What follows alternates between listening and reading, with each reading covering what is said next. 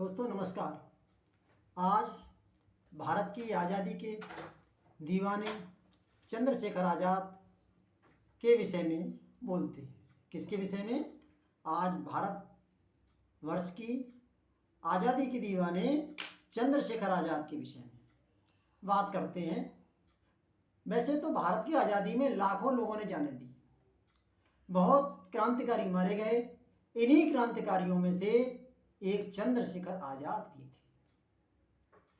और चंद्रशेखर आज़ाद एक विशेष क्रांतिकारियों में इनकी गिनती आती है, क्योंकि देश की आज़ादी में इन्होंने अपना सर्वस्व लुटा दिया। अपने माता पिता को नहीं देखा, अपने विद्यार्थी लाइफ में कोड़े खाए, लेकिन अपनी भारत माँ के सपूत ने भारत माँ का विचारधारा अपने दिमाग से नहीं निकाली, चाहे जितना भी उसे दंड अंग्रेज सरकार ने क्यों नहीं दिया।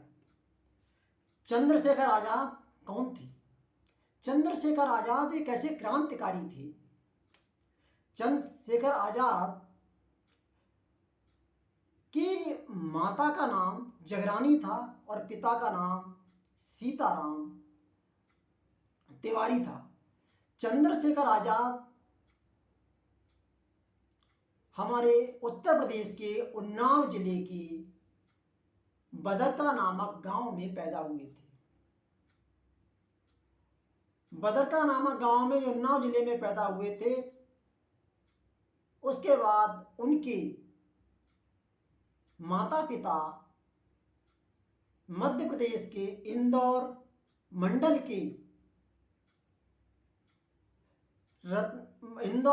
के जिला अलीराजपुर के भावरा गांव में जाकर बस गए थे।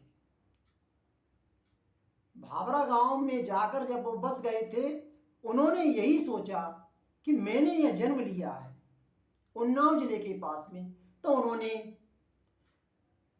यही अपनी कर्म भूमि बना ली और अपना जो क्षेत्र रखा कि मैं देश की आज़ादी के लिए जो भी कार्य कर रहा हूँ, तो उन्होंने अपना छुपने का स्थान, यहीं से अपना आगे बढ़ने का स्थान, सहयोग लेने का स्थान सारा उन्होंने झांसी से कानपुर,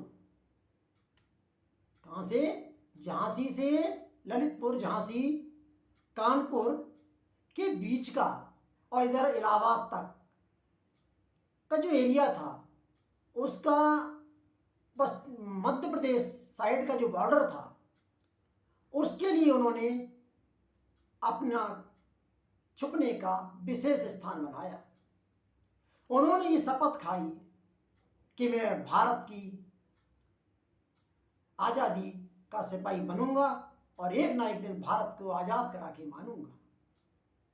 ऐसे हमारी चंद्रशेखर आज़ाद क्रांतिकारी, इन्होंने एक ये भी शपथ खाई कि मैं जीते जी कभी पुलिस के हाथ नहीं लगूंगा, और इसीलिए इन्होंने अपना नाम चंद्रशेखर आज़ाद रखा था।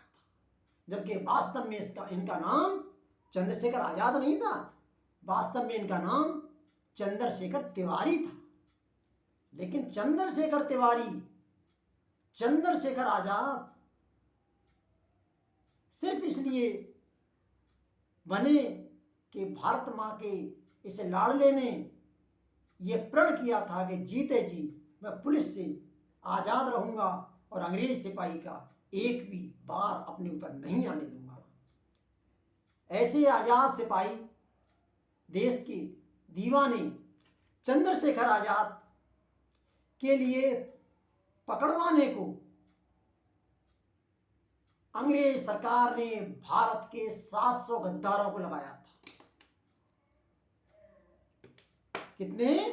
700 गद्दारों को लगाया था, जो ये इसी भारत के रहने वाले थे और इसी भारत के उस भारत माता के सपूत को पकड़ने की फिराक के लिए, एक पहचान देने के लिए वो चाटू काटता अंग्रेजों की कर रहे थे, उनके पैसे ले रहे थे। उनसे अपने पेट पालने की खुशी में भारत माता के दिल में छुरा भोंक रहे थे।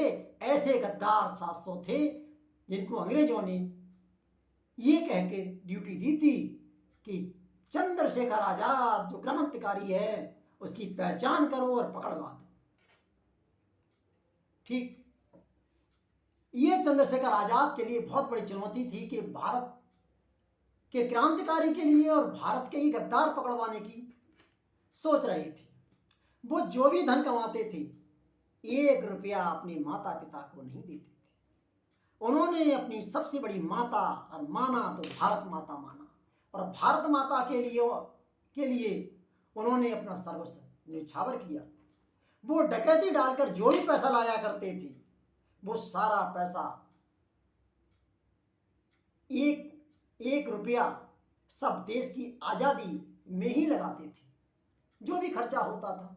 लेकिन अपने लिए वो कभी ये नहीं सोचते थे कि 1 रुपया हमें अपने किसी माता पिता के हिस्से में लगाना है। ऐसे हमारे देश के सिपाही जिनका नाम चंद्रशेखर आजाद था,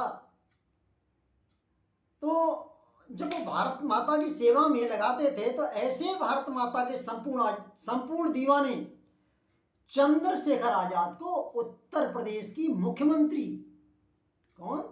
उत्तर प्रदेश की मुख्यमंत्री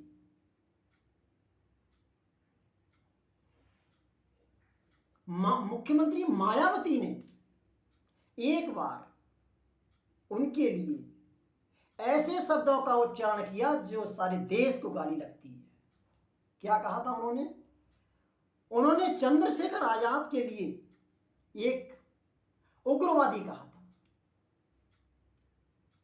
चंद्रशेखर आजाद जो भारत के दीवाने, भारत माता के लाडले सपूत, उनके लिए कहा था कि ये एक आतंकवादी, वही चंद्रशेखर जो एक आतंकवादी। और यदि आपको मेरी बात का ये विश्वास ना हो कि मैं गलत कहता हूं तो इसका साक्ष्य मेरे पास है। आप 1 मिनट इस वीडियो की क्लिप को सुने जो हरिओम पवार कह रहे हैं। इस देश में कोई मान सम्मान शहीदों का, देश के लिए मरने वालों का है नहीं। जिन दिनों आदरणीय मायावती जी, क्या हुआ भैया जी, अब कोई जगह नहीं बैठने की खाली। जिन दिनों आदरणीय मायावती जी पहली बार मुख्यमंत्री बनी थी, छोटे बच्चों को नहीं पता होगा, सबसे पहले हमारे आदरणीय मायावती जब यूपी की मुख्यमंत्री बनी तो वो भारतीय जनता पार्टी के समर्थन से बनी थी। उन्होंने चंद्रशेखर आजाद के नाम के महाविद्यालय का पत्थर उखाड़ा था। एक पत्रकार ने हिम्मत करके कह दिया, क्या कर रही हैं आप, ये महाविद्यालय चंद्रशेखर आजाद के नाम पर है। तो गुस्से में बोली, कौन चंद्रशेखर आजाद? वो आतंकवादी। सरेआम चंद्रशेखर आजाद को आतंकवादी कहा गया। भानु प्रताप शुक्ल ने जनसत्ता में लेख लिखा पूरे देश, मैंने पढ़ा, मुझे लगा कि तो भारतीय जनता पार्टी के बड़े राष्ट्रवादी लोगों के समर्थन से बनी हुई है, वो धमकाएंगे, माफी मंगवा लेंगे। 1 हफ्ता गुजर गया, कुछ भी नहीं हुआ। ना उन्होंने माफी मांगी, ना किसी ने, भाजपा वाले ने शिकायत की। मैं अडवाणी जी के पास जाकर रोया, मैं कहा क्या हो रहा है, आपके समर्थन की मुख्यमंत्री चंद्रशेखर आजाद को आतंकवादी बोलती है? बोले ही नहीं। मैं वाजपेयी साहब के पास गया, बहुत देर बाद बोले, तू चाहता है हम सरकार गिरा दें? नहीं, मत गिराओ, आप चुप रह सकते हो, आपकी चुप रहना मजबूरी होगी, चुप रहना मेरी कोई मजबूरी। अब प्रश्न इस बात का है, जो जनता ऐसे मुख्यमंत्री को, कैसे मुख्यमंत्री को, जो हमारे क्रांतिकारियों के लिए अपमानित करे या मेरे देश को गाली दे, ऐसे मुख्यमंत्री को जो जनता रक्षक मानती है, तो क्या ऐसे लोगों को ऐसे मुख्यमंत्री का मानसिक चरित्र दिखाना जरूरी नहीं है? तो क्या ऐसे लोगों को ऐसी मुख्यमंत्री के मानसिक चरित्र का को दिखाना जरूरी नहीं है? पहला प्रश्न। दूसरा प्रश्न, क्या भारत सरकार शहीदों के अपमान करने वाले ऐसे राजनेता के खिलाफ सख्त से सख्त कार्रवाई करने का साहस रखती है हिम्मत?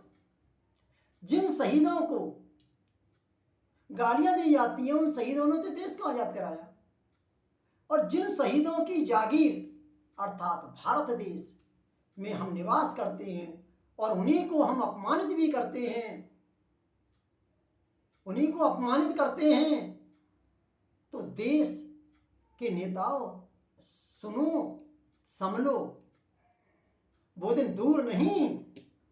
कब तक शहीद गालियां खाएंगे, कब तक शहीदों का अपमान करोगे? जब भारत माता पर चोट आती है तो भारत माता के ही बेटे भारत माता की सेवा में लग जाते हैं, और ऐसे शहीदों का अपमान भारत की जनता या भारत का सपूत बिल्कुल सहन नहीं करेगा। यदि ये नेता नहीं संभले तो एक दिन ऐसा होगा, घर घर से चंद्रशेखर आजाद निकलेंगे और भारत माँ की लाज बचाएंगे। लेकिन राजनेताओं समझ जाओ, उन शहीदों के सम्मान को बचा लो। उन शहीदों के प्रचार करके वोट लेने की योजना में लगे रहते हो, ये गलत है।